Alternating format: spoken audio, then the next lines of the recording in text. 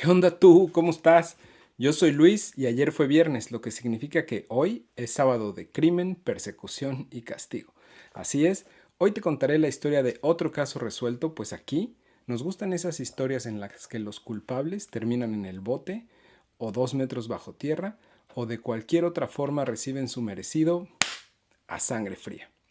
Si eres nuevo por aquí, hola, yo soy Luis y los sábados me siento frente a mi cámara y platico sobre algún caso criminal real que me ha estado dando vueltas en la azotea. Este canal es un tributo a algunos canales de habla inglesa que durante varios años han fomentado mi interés en el tema de la investigación criminal. Si has visto algunos de los videos de estos excelentes youtubers en inglés, seguro identificarás algunas ideas que he tomado de sus canales para incorporarlas a este canal de habla hispana. Así es, si tú como yo disfrutas de los casos de crímenes reales contados más como historia que como reportaje, viniste al lugar correcto porque eso es todo lo que hacemos y subimos videos una vez por semana. Ahora, déjame platicarte del caso de hoy. Este es uno de mis favoritos, definitivamente dentro de mis top 5 y uno de los que me inspiró a crear este canal.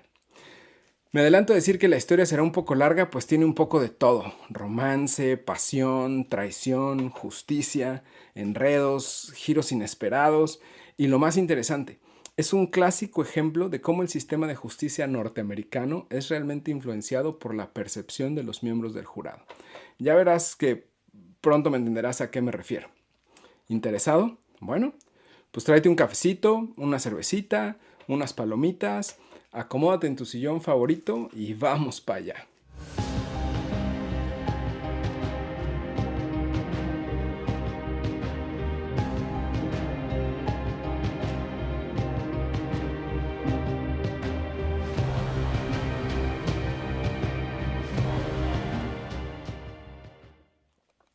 Mientras preparaba el caso, me costó trabajo encontrarle por dónde empezar.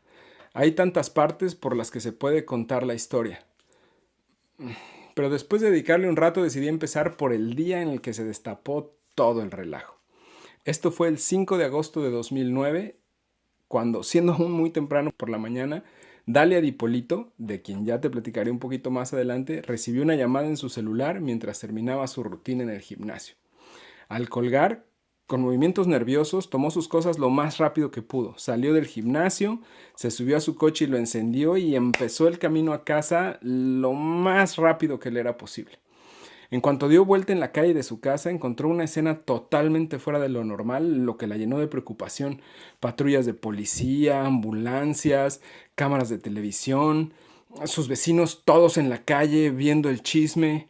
Al estacionar su coche y caminar hacia su casa, notó la cinta amarilla típica para delimitar la escena de un crimen en la mera entrada de su casa. Una vez frente a la banqueta, la abordó el oficial de policía que le había llamado a su celular unos minutos antes. Se identificó como el sargento Ramsey del departamento de policía de Boynton Beach, en Florida. Y de inmediato comenzó a explicarle la situación. Se disculpó primero por haberla sacado del gimnasio y regresarla a su casa. Le dijo: recibimos una llamada reportando un disturbio en su casa, incluyendo disparos de pistola. Y en medio de todo este caos, Ramsey le notificó a Dalia que su esposo, Michael, había sido asesinado. La reacción de Dalia fue inmediata. Con las manos temblorosas y hecho un mar de lágrimas, se negaba a creer lo que le había dicho el sargento y pedía entre gritos y sollozos que la dejaran ver a su esposo. Con toda la empatía que podía, el sargento Ramsey le explicó a Dalia que eso no era posible, al tiempo que le hacía otras preguntas tratando de conseguir información relevante que Dalia pudiera darle para agarrar al asesino. ¿Michael tenía enemigos? ¿Sabía si alguien quería hacerle daño? Al parecer, quienes reportaron el incidente también vieron salir corriendo a un hombre de raza negra del lugar. Para seguir con la conversación, llevaron a Dalia a la estación de policía. Suena increíble, ¿no? Pues no tienes que tomar solo mi palabra. ¿Te acuerdas que te dije que había cámaras de televisión grabando? Pues resulta que eran del famosísimo programa Cops, o Policías. Y gracias a la magia del internet, aquí tenemos el video. Dale una checada. I'm Sergeant Ramsey. I'm the one that called you. Thank you for coming. I'm sorry to call you. Listen, we had a report of a disturbance at your house, and there were shots fired. Is your husband Michael? Okay, I'm sorry to tell you, man. He's been killed. He's been killed, man. I'm sorry. No, he's not. Listen. No, no. Try to calm down. No. Listen, right now what we need to get you to the station. No. We need to get you to our police station. I want to see him. I can't let you in, man. We have to do our job. If you want us to find this killer, okay? We need you to calm down. I'm gonna need you to go with these detectives, okay? Does he have enemies? Is there anyone that would want to hurt him? Okay, who would want to hurt him? Witnesses said they saw a black male running from me. I can't let you see him, ma'am. Ma'am, I cannot do this right now. Ma'am, I can't do it. Detective Yopi, I need you to take her to the station.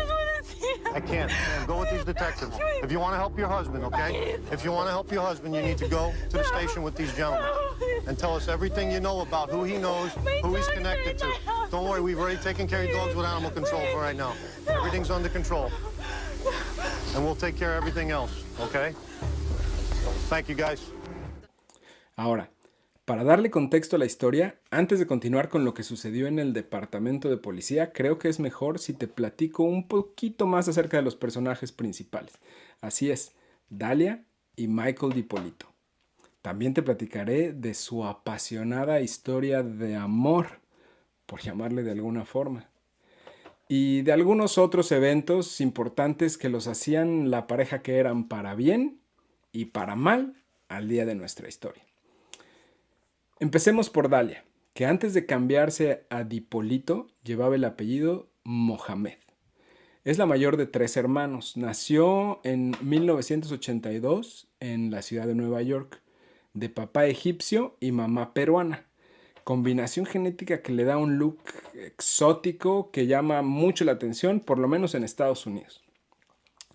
Su niñez y adolescencia fueron bastante normales, nada fuera de lo común.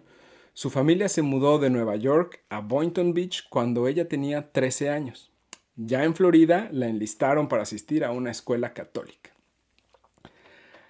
A mediados del 2008 conoció a Michael Stanley, un desarrollador de centros comerciales que, a pesar de ser 10 años más grande que ella, ambos se latieron y empezaron a salir juntos.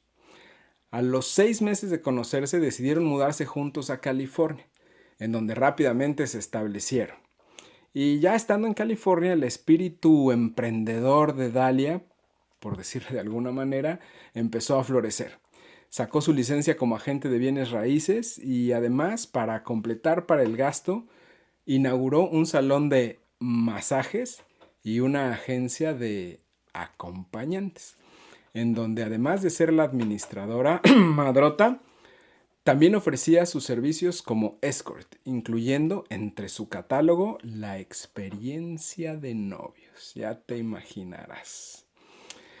El tórrido romance de Michael Stanley y Dalia no duró mucho, pues el trabajo de él lo mantenía ausente mucho tiempo y la diferencia de edad tampoco ayudaba.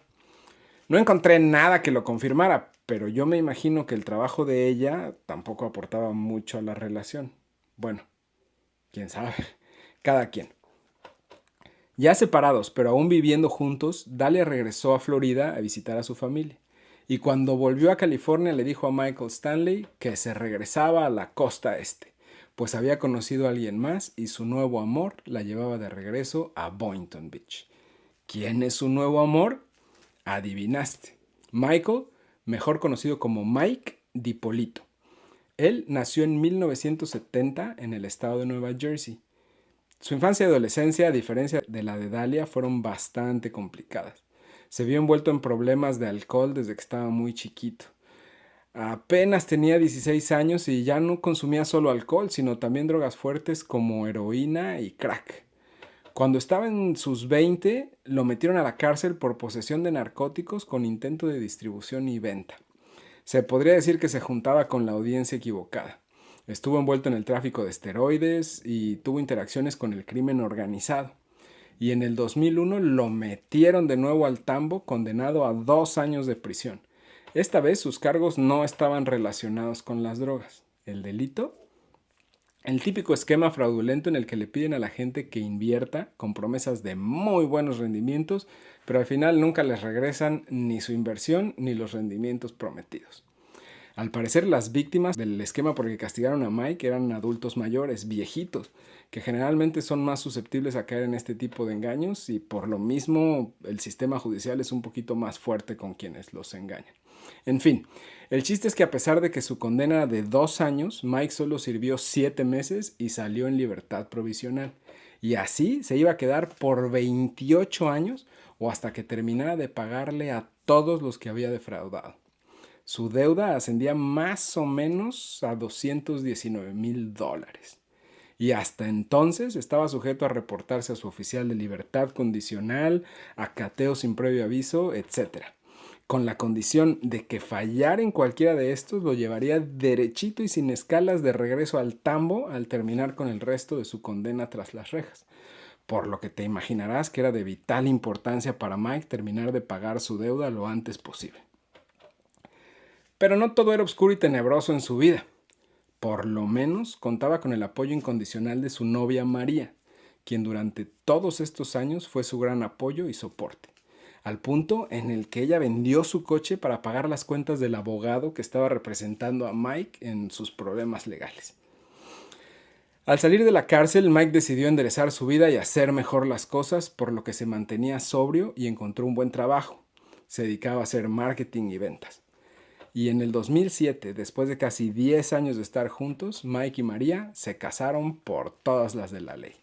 Por primera vez en su vida, Mike tenía todo a su favor. Una buena esposa, un buen trabajo, un buen carro, manejaba un Porsche, asistía al gimnasio casi todos los días, en fin, todo parecía ir de maravilla para Mike. Pero no todos los demonios de Mike estaban controlados. Seguía sintiendo la urgencia de las emociones fuertes. Sabía que no quería regresar al alcohol o a las drogas, así que decidió aflojar las riendas en otras fuentes de adrenalina. Y así es que el 4 de octubre del 2008, Mike, que en ese entonces tenía 38 años, estaba solo en su casa, pues María, su esposa, estaba de viaje por trabajo, y pensó que sería una buena idea contratar los servicios de una escort para darse un pequeño gusto pasional. Surfeando por el internet, por agencias de acompañantes, se encontró con la página eros.com, en la cual vio un perfil que cautivó su atención. Ni una hora había pasado de que Mike solicitara el servicio a la agencia a través de su página cuando sonó el timbre de la puerta de su casa. Al abrir la puerta, ahí estaba, como una visión angelical, Dalia Mohamed, que en aquel entonces tenía tiernos 26 años. Y no hay detalles documentados del encuentro de ambos esa noche, pero uno solo se puede imaginar lo increíblemente prodigiosa que debe haber sido Dalia en su profesión, pues a tan solo 2 semanas de ese encuentro, Mike comenzó los trámites de divorcio para separarse de María y le pidió a Dalia que se casara con él. Formalizó su compromiso con un anillo valuado en los $20,000. ¿Te imaginas el tratamiento que habrá recibido Mike de Dalia? Que a pesar de todo lo que María había hecho por él y todo el apoyo que le había dado durante sus años más difíciles, aún así, Mike decidiera tirarlo todo por la borda para estar junto a su nueva flama. El divorcio de Mike y María se completó a finales de enero del 2009 y después de esperar 5 largos e interminables días, el 2 de febrero de ese mismo año se celebró la boda de Mike y Dalia. Y a partir de esa fecha comenzaron su felices para siempre. O mejor dicho, su hasta que la muerte los separe. Al parecer, la unión de la feliz pareja no terminó de caerle muy bien a todos. Pues no tenían ni un mes de casados cuando algunas cosas fuera de lo normal empezaron a pasar en perjuicio de Mike. Cosas como que unos días después de casados, en la madrugada del 12 de marzo, el oficial de libertad condicional de Mike se presentó sin avisar a su casa con un par de agentes adicionales para realizar un cateo en su casa. Esta era la primera vez desde que Mike salió del bote que su oficial se presentaba en su casa sin avisarle.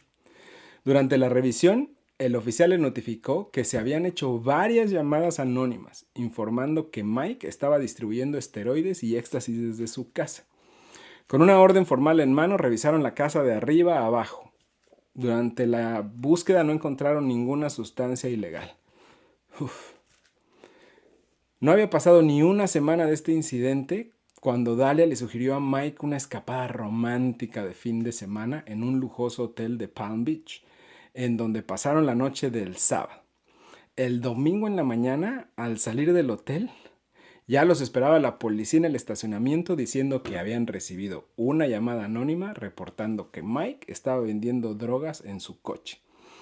Lo revisaron, pero una vez más no encontraron nada.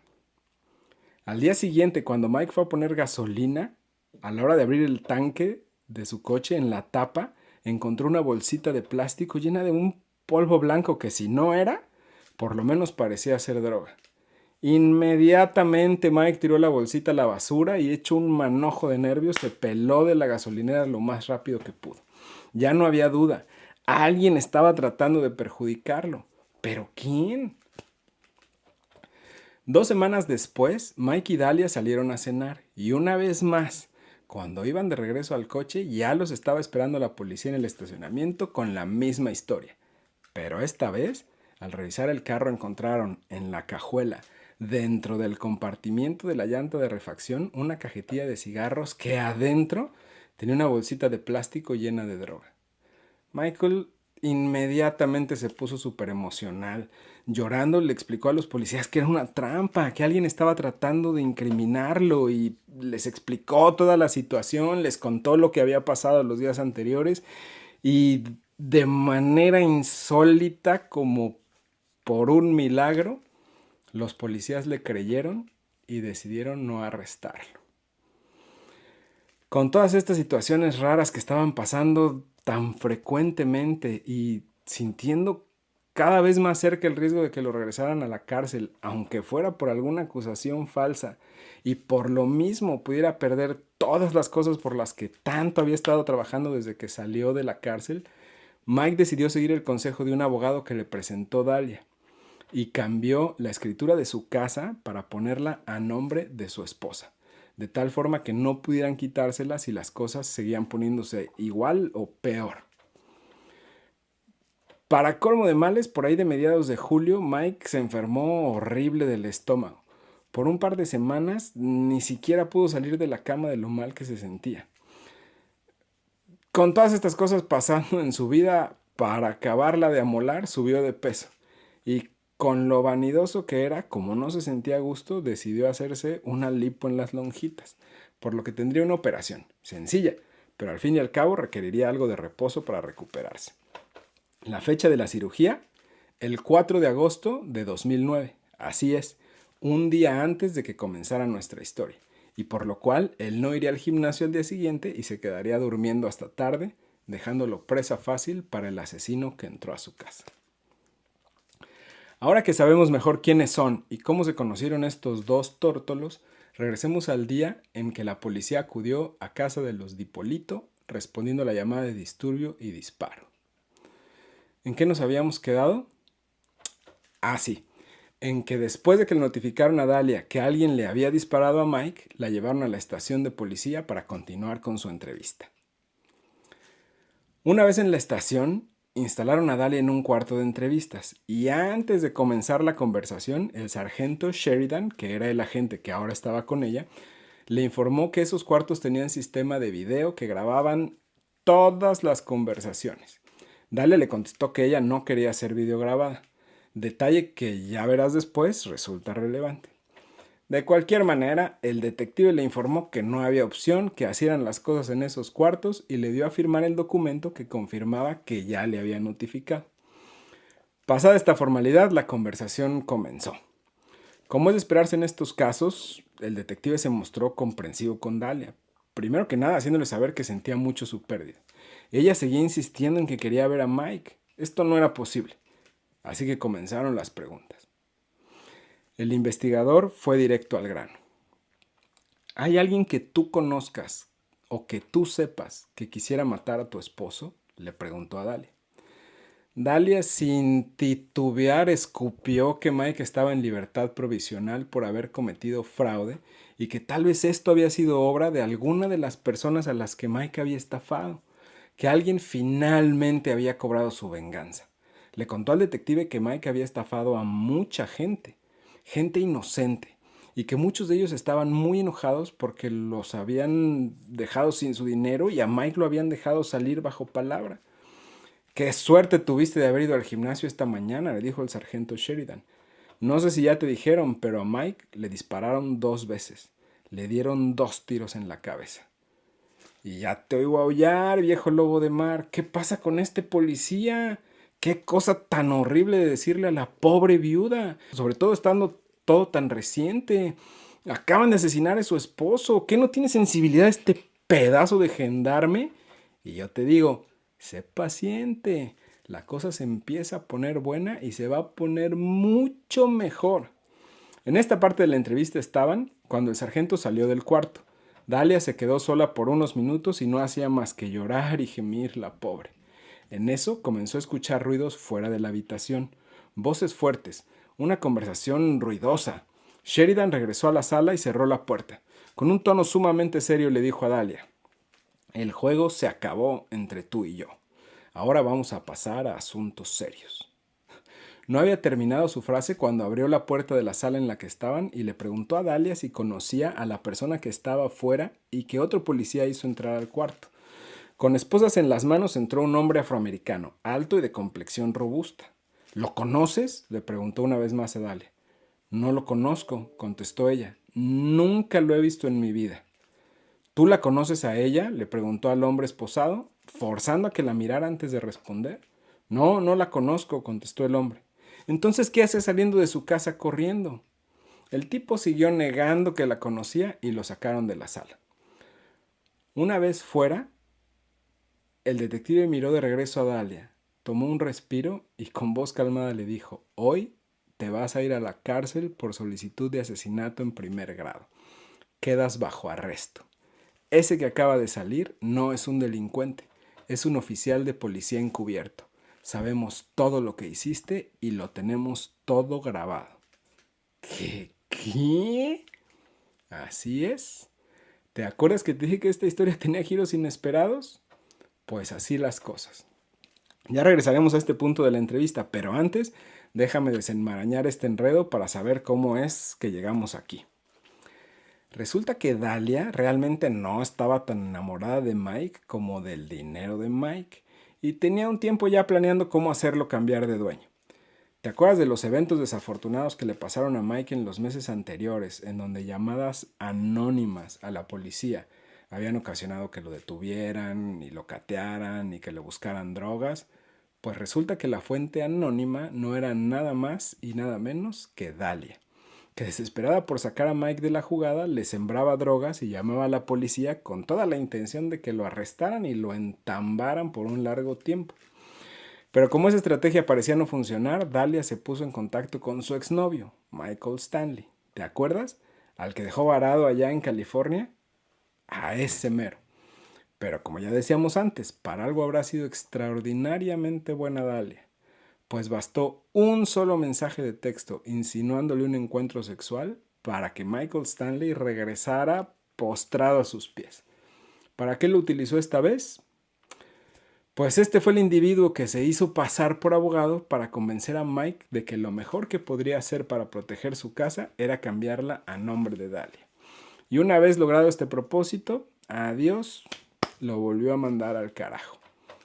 De ahí, Dalia buscó a otro viejo amor, un tipo llamado Mohamed Shihadeh, con el que Dalia había tenido un apasionado romance y de quien pensó sería mejor candidato para la siguiente fase de su plan.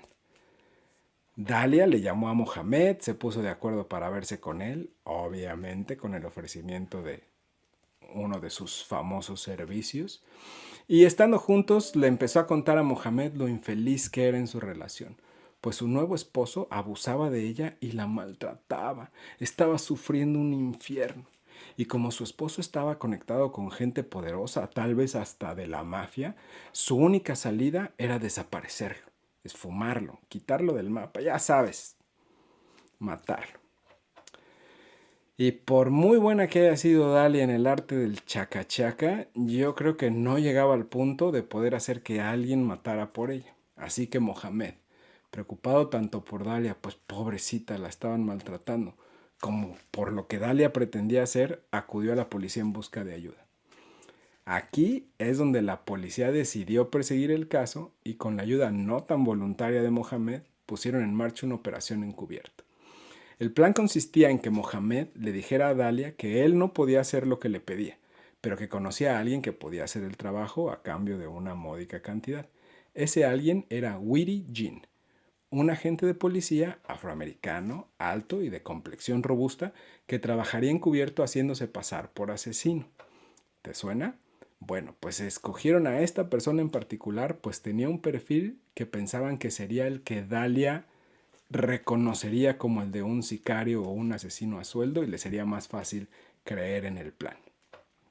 Pero bueno, pues para poner este plan en acción, lo primero que hicieron fue montar cámaras escondidas en el carro de Mohamed para poder grabar todas sus conversaciones con Dalia. Durante estas conversaciones, Mohamed confirmó con Dalia que sus intenciones eran realmente mandar matar a Mike y le dijo que el sicario que podía hacer el trabajo requería una cantidad más o menos de $10,000. Pero primero tendría que apoquinar unos 1,200 para que el amigo pudiera comprar la pistola con la que se despacharía a Mike.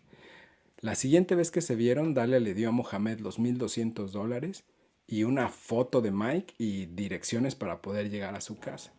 Y quedaron que la siguiente vez que se vieran, Mohamed traería al asesino a sueldo para presentarlos a él y a Dalia. Así lo hizo Mohamed. Dalia y Weary Jean se reunieron un par de veces para ponerse de acuerdo en cómo se llevaría a cabo el plan. Pusieron fecha y en cuanto a la hora, originalmente Dalia quería que Weary se despachara a Mike el mismo día, pero más tarde en la mañana, porque Mike tenía que ir al banco a sacar dinero. Así que lo podría matar saliendo del banco y quedarse con el dinero que iba a sacar. Así parecería un robo que salió mal y de una vez se cobraba el trabajo. ¿Qué tal esta vieja? No solo quería mandar matar a su esposo, quería que sin saber él mismo pagara por el trabajo. De cualquier forma, el sicario falso le dijo a Dalia que así no lo haría, que era un contexto muy abierto y que cualquiera podía ver, grabar, etc. El riesgo de que hubiera testigos era muy alto y no se arriesgaría así, que él prefería hacerlo en su casa, muy temprano, idealmente mientras él estuviera dormido para que no hubiera la posibilidad de que se defendiera. Sus palabras literales fueron: el miércoles por la mañana llego a la casa y le disparo 2 veces, le doy 2 tiros en la cabeza. ¿Te acuerdas? Las mismas palabras que utilizó el detective cuando platicaba con Dalia. Rompo un par de vidrios, hago parecer que fue un robo que salió mal y me largo. En la misma conversación, Weary le dijo a Dalia que tenía que estar segura de lo que estaba pidiendo, pues de ahí a que el trabajo estuviera hecho ya no iba a tener contacto, no iba a haber forma de que se arrepintiera, a lo que Dalia le contestó: no hay forma de que me arrepienta, estoy segura, 5,000% segura.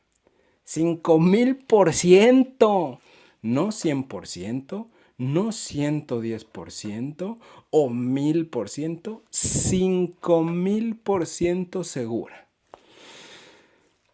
Con esa confirmación, Weary le dio instrucciones a Dalia para que saliera ese día temprano de su casa, se fuera al gimnasio y se asegurara de que mucha gente la viera para que su coartada fuera sólida.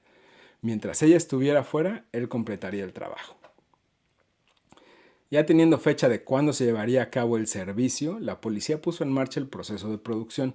Se acercaron a los productores de Cops y montaron todo un show para asegurarse de que su caso sería lo más sólido posible, pues tendrían evidencia en video. Ese mismo día, en cuanto Dalia salió al gimnasio, la policía, con todo y el equipo de la televisora, llegó a casa de los Dipolito y tocó la puerta. Mike salió a medio vestir, pues todavía estaba durmiendo recuperándose de su lipo, y ahí le soltaron la sopa a los policías. Police department, open your door. Sorry. Yes. I'm Sergeant Sheridan, Des Moines Police Department. Hi. Can I talk to you? Yes, sure. Okay. Let me tell you something. You need to come with me to the police station. You're not in trouble. Your wife has hired a person to kill you. Relax, just relax. take it easy. Take a deep breath. Go and sit down. I'm not kidding you. Yeah, just take deep breaths. I want you to put on a shirt and come with me to the police station. Can you come with me? Sure. Of course I will. Yeah, I Can I want to. tell you, just, I don't know what, this is a little weird. I know it is. Let's go upstairs. For Just whatever let- reason today, like I'm sick, man. I I had know. surgery on my back, went to the gym. I know where she's at. We don't have much time. Yeah, all right. ¿Te imaginas que una madrugada te despierten unos policías con todo y un equipo de producción, luces, cámaras, y te digan que tu esposa le puso precio a tu cabeza y ella ya solo está esperando la llamada en la que le avisen que te adelantaste al otro mundo para comenzar una actuación digna de un Oscar? ¡Qué fuerte! En fin, no había mucho tiempo para entrar en detalles, así que le pidieron a Mike que se vistiera y los acompañara a la estación. Allá le explicarían todo y le enseñarían los videos, le dejarían escuchar las grabaciones y toda la evidencia en donde su amada esposa contrataba a su supuesto asesino. Y no estás tú para saberlo, pero al parecer esta era la segunda vez que le fallaba a Dalia el plan de escabecharse a Mike. ¿Te acuerdas que Mike había estado enfermo de la panza por un par de semanas antes de su operación? Pues resulta que su dolorón de estómago no era otra cosa que su respuesta al anticongelante para coche que le estaba dando Dalia para envenenarlo. Al parecer, este primer intento no ha sido 100% comprobado, pero lo traigo a colación porque va a ser muy importante más adelante. Ya verás. Y ahora sí, de regreso a la entrevista. Bueno, ahora al arresto de Dalia. Ya notificada que la policía estaba enterada de todas sus patrañas y estando formalmente bajo arresto, le dijeron que Mike estaba vivo y hasta la dejaron verlo ahí mismo en la estación de policía. Al verlo le llamaba como para decirle algo, pero por supuesto Mike no se le acercó ni un poquito. A partir de ese momento y hasta antes del juicio, lo único que Dalia hacía era negarlo todo. En todas las oportunidades que tuvo, Dalia juraba y perjuraba que ella no había hecho nada, que ella no tenía nada que ver, que todo era falso y ella no había hecho nada. Con su voz de claxon repetía y repetía, yo no hice nada, yo no hice nada. Didn't do anything. You're going to I didn't jail. do anything, please. I didn't do anything. Para que veas el tamaño de los tompiates de esta mujer, en una llamada que le hizo a Mike desde la cárcel para pedirle ayuda, cuando Mike le decía que qué pantalonzotes tenía para hablarle, ella le juraba que la policía le había enseñado puras cosas falsas. Mike le decía, yo te vi, yo te oí, está todo grabado. La respuesta de Dalia, yo vi lo que tú viste, yo oí lo que tú oíste y te digo que no es cierto, que todo es mentira. Y le seguía pidiendo, ¿qué digo pidiendo? Exigiendo que la ayudara, que la sacara de ahí. Mike le decía que no la podía ayudar, pero le dijo, si me regresas a mi casa y pones otra vez la escritura a mi nombre, te prometo que ayudaré a tu mamá mientras tú estás en la cárcel. Dalia se negó rotundamente a esto. Obviamente no le iba a devolver la casa. La única ayuda que quería es que la sacara de la cárcel. Y aquí te escucho otra vez, lobo de mar. ¿Cómo podía Dalia decir que todo era mentira? ¿Y los videos? ¿Y las grabaciones? ¿Cómo puede decir que nada es cierto si todo está grabado? Y yo te digo, agárrate. Aquí viene otro giro en la historia. Una vez comenzado el juicio, a mediados del 2011, la estrategia de defensa de Dalia pasó del argumento de yo te lo juro que yo no fui a algo más elaborado. Por supuesto, con ello de unos abogados muy astutos.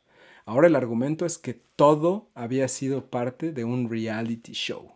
O más bien dicho, todo estaba actuado y todos, Mike, Mohamed y Dalia, estaban de acuerdo en representar sus papeles con la idea de vender el guión de un reality show a las productoras de televisión. El plan era que una vez que la policía se involucrara, los tres dirían que todo estaba actuado y le venderían su idea a alguna televisora. ¿Tú te la crees? Pues el jurado tampoco. Y después de solo unas cuantas horas de discusión, Dalia fue declarada culpable y luego sentenciada a 20 años de prisión. Y cómo me gustaría decir que aquí terminó la historia y que Dalia se fue derechito al bote, habiendo recibido su merecido a sangre fría. Pero aquí no termina todavía este cuento.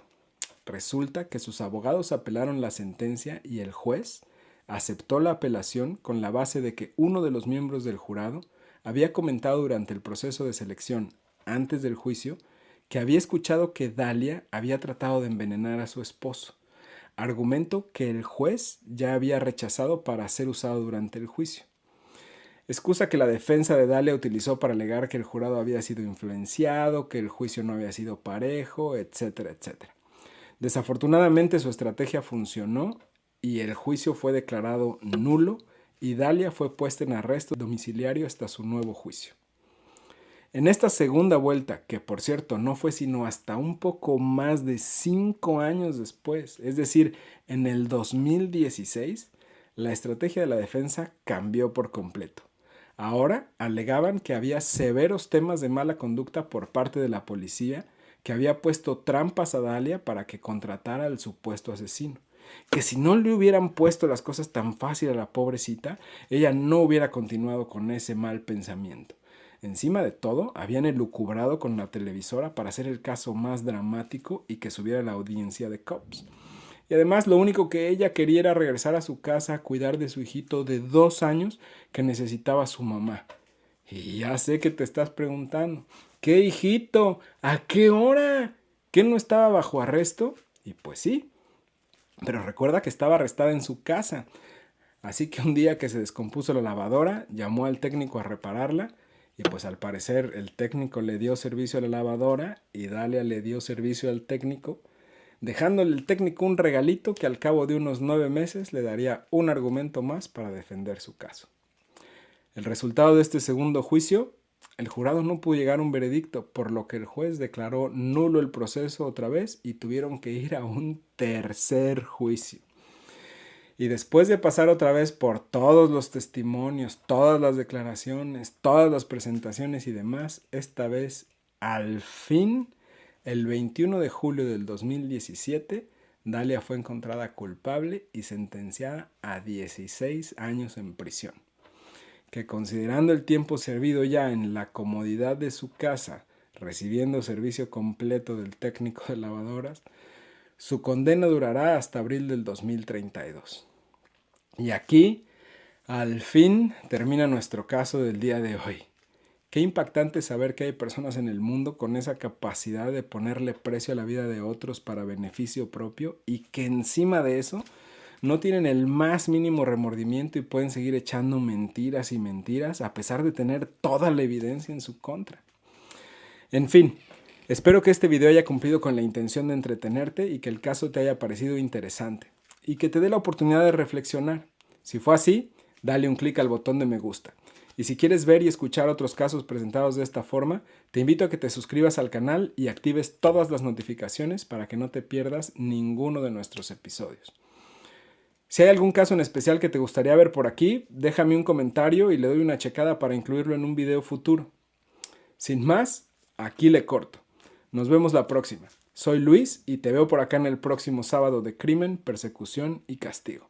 De aquí a entonces, toma buenas decisiones.